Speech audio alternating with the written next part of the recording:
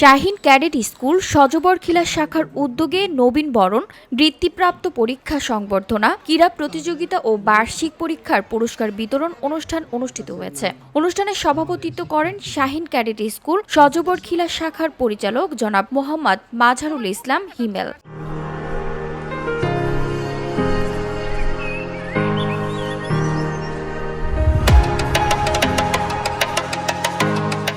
প্রধান অতিথি হিসেবে উপস্থিত ছিলেন শাহীন স্কুল ময়মনসিংহ শাখার পরিচালক জনাব মোহাম্মদ শহীদুজ্জামান। বিশেষ অতিথি হিসেবে উপস্থিত ছিলেন চন্দ্রকোনা ডিগ্রি কলেজ নকলা শেরপুরের প্রভাষক জনাব মোহাম্মদ ইমরুল হাসান এবং শেরপুর শাখার পরিচালক জনাব মোহাম্মদ আনোয়ার হোসেন। অনুষ্ঠানে প্রথম থেকে পঞ্চম শ্রেণী পর্যন্ত মোট 250 জন বৃত্তিপ্রাপ্ত শিক্ষার্থীর মাঝে নগদ অর্থ প্রদান করা হয়। মেধা তালিকায় পঞ্চম শ্রেণী থেকে প্রথম স্থান অধিকারী একজন শিক্ষার্থীকে একটি কম্পিউটার সেট প্রদান করা হয়। এছাড়া প্রথম থেকে পঞ্চম শ্রেণীর প্রতিটি শ্রেণীর প্রথম স্থান অধিকারী শিক্ষার্থীকে 5,000 টাকা করে পুরস্কার দেওয়া হয়। এছাড়া দ্বিতীয় স্থান অধিকারীদের 3,000 টাকা, তৃতীয় স্থান অধিকারীদের 1,000 টাকা এবং চতুর্থ স্থান অধিকারীদের 500 টাকা করে পুরস্কার প্রদান করা হয়।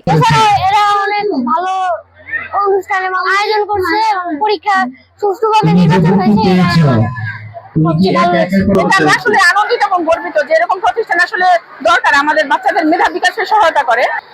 মূলত শাহীন শিক্ষা পরিবার সেফ ফাউন্ডেশন কর্তৃক আয়োজিত প্রতি বছরই বৃত্তি পরীক্ষা নিয়ে থাকে এবং শিক্ষার্থীদের মেধা যাচাইয়ের একটা সুযোগ তৈরি করে দিয়ে থাকে।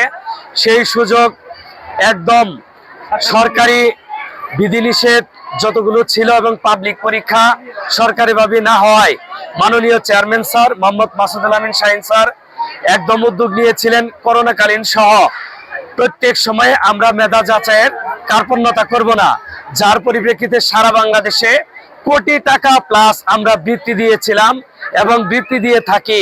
ভবিষ্যতেও চেয়ারম্যান স্যারের এই অনুপ্রেরণা সকল শাহীন শিক্ষা পরিবারের অভিভাবকদের জন্য পাথেয় থাকবে। অনুষ্ঠানে বৃত্তিপ্রাপ্ত সকল শিক্ষার্থী, শিক্ষক শিক্ষার্থীদের ক্রেস্ট প্রদান করা হয়। পাশাপাশি বার্ষিক ক্রীড়া প্রতিযোগিতায় বিজয়ী শিক্ষার্থীদের মাঝে পুরস্কার বিতরণ এবং বার্ষিক ফলাফলের ভিত্তিতে শিক্ষার্থীদের সার্টিফিকেট প্রদান করা হয়।